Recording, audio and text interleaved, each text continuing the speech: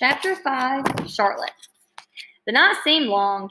Wilbur's stomach was empty and his mind was full. And when your stomach is empty and your mind is full, it's always hard to sleep. A dozen times during the night, Wilbur woke and stared into the blackness, listening to the sounds and trying to figure out what time it was. A barn's never perfectly quiet. Even at midnight, there's usually something stirring. The first time he woke, he heard Templeton gnawing a hole in the grain bin. Templeton's teeth scraped loudly against the wood and made quite a racket. That crazy rat, thought Wilbur. Why does he have to stay up all night grinding his teeth and destroying people's property? Why can't he go to sleep like any other decent animal? The second time Wilbur woke, he heard the goose turning on her nest and chuckling to herself. What time is it? Whispered Wilbur to the goose. Probably obbly, 11:30, said the goose. Why aren't you asleep, Wilbur? Too many things on my mind, said Wilbur. Well, said the goose, that's not my trouble. I have nothing at all on my mind, but I have too many things under my behind. Have you ever tried to sleep while sitting on 8 eggs? No, replied Wilbur. I suppose it is uncomfortable. How long does it take a goose to hatch an egg? Approximately 30 days, all told, answered the goose. But I cheat a little. On warm afternoons, I put a little straw over the eggs and go out for a walk. Wilbur yawned and went back to sleep. In his dreams, he heard that voice again saying, I'll be a friend to you. Go to sleep. You'll see me in the morning. About half an hour before dawn, Wilbur woke up and listened. The barn was still dark. The sheep lay motionless. Even the goose was quiet. Overhead, on the main floor, nothing stirred.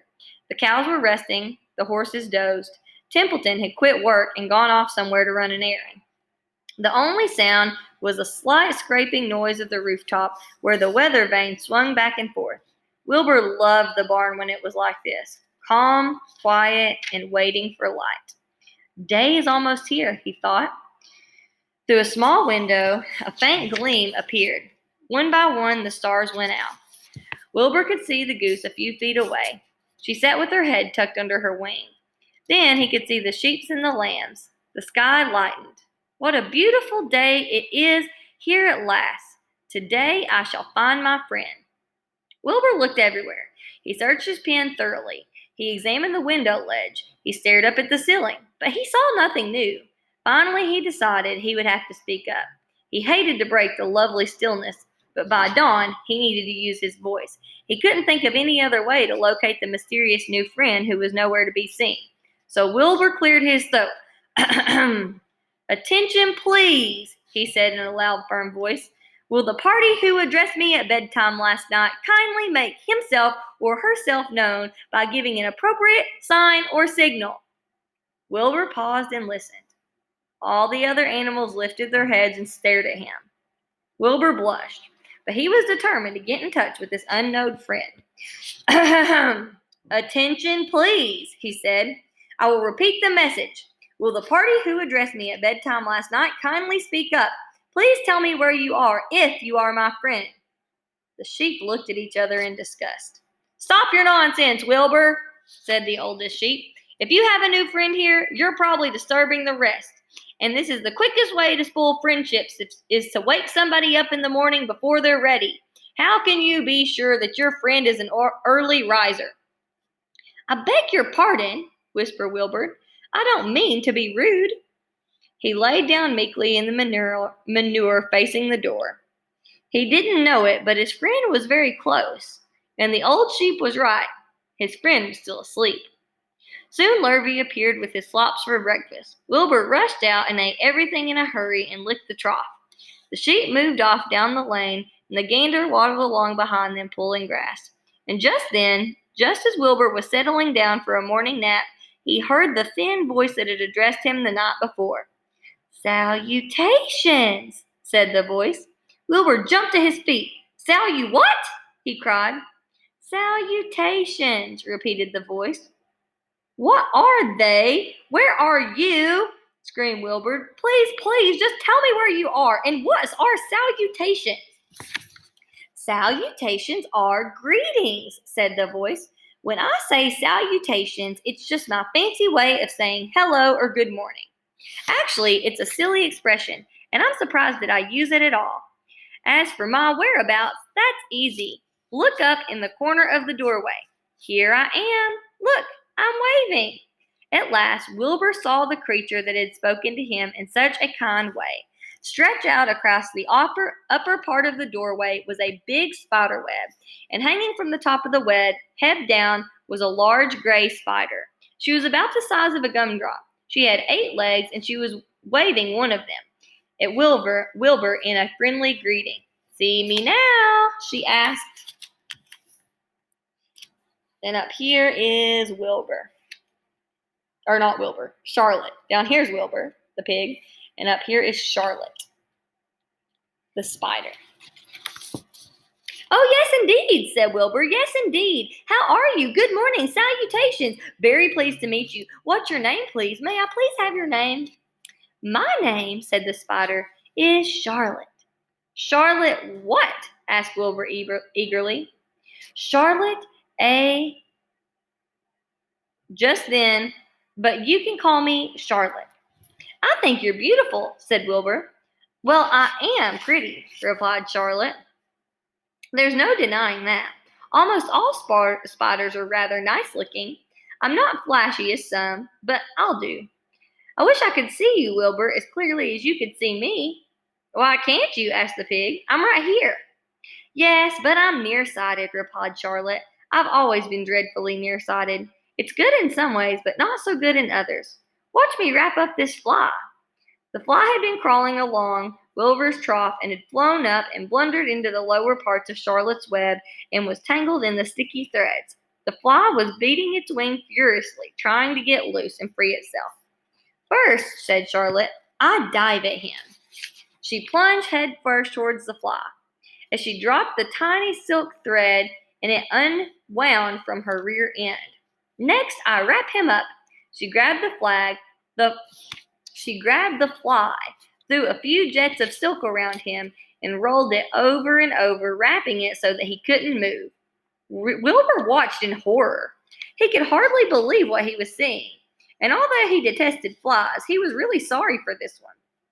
"There," said Charlotte. "Now I knock him out, so he'll be more comfortable." She bit the fly. "He can't feel a thing now," she remarked. "He'll make a perfect breakfast for me." "You mean you eat flies?" gasped Wilbur. "Certainly. Flies, bugs, grasshoppers, choice beetles, moths, butterflies, tasty cockroaches, gnats, granddaddy longlegs, centipedes, mosquitoes, crickets, anything that is careless enough to get caught in my web. I have to live, don't I?" "Why, of course, yes," said Wilbur. "Do they taste good?" "Delicious, of course. I don't really eat them. I drink them. Drink their blood."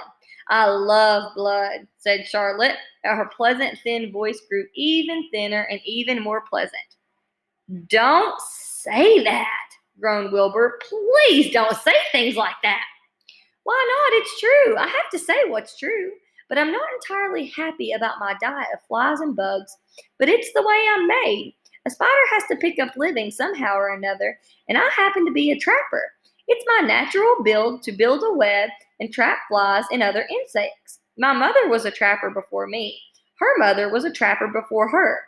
And all of our family has been trappers. Way back for thousands and thousands of years, we spiders have been laying for flies and bugs. It's a miserable inheritance," said Wilbur gloomily. He was sad because his new friend was so bloodthirsty. "Yes, it is," agreed Charlotte, "but I can't help it. I don't know how the first spider in the early days of the world happened to think up this fancy idea of spinning a web, but she did, and it was clever of her too. And since then, all of us spiders have to do the same work to work the trick. It's not a bad pitch as a whole." "It's cruel," said Wilbur, who did not intend to be argued with in this position. "Well, you can't talk," said Charlotte. "You have your meals brought to you in a pail. Nobody feeds me. I have to get my own living. I live by my smarts. I have to be sharp and clever, or I go hungry. I have to think things out and catch what I can take and what comes. It just so happens, my friend, that what comes is flies, insects, and bugs. And furthermore," said Charlotte, shaking one of her legs, "do you realize that if I catch bugs and eat them, Bugs would increasingly multiply and get so many by number that they would destroy the world and wipe everything off. Really? Said Wilbur. I guess I wouldn't want that to happen. Perhaps your web is a good thing after all. The goose had been listening to this conversation and chuckling to herself. There are a lot of things Wilbur doesn't know about life, she thought. He's really a very innocent little pig. He doesn't know what's going to happen to him around Christmas time. He has no idea that Mr. Zuckerman and Lurvy are plotting to kill him. And the goose raised herself a bit and poked her eggs a little further under so they would receive the full heat from her warm body and soft feathers. Charlotte stood quietly over the fly, preparing to eat it. Wilbur laid down and closed her eyes. He was tired from the wakeful night of the excitement of meeting someone new for the first time. A breeze brought the smell of the clover and sweet-smelling world beyond the fence.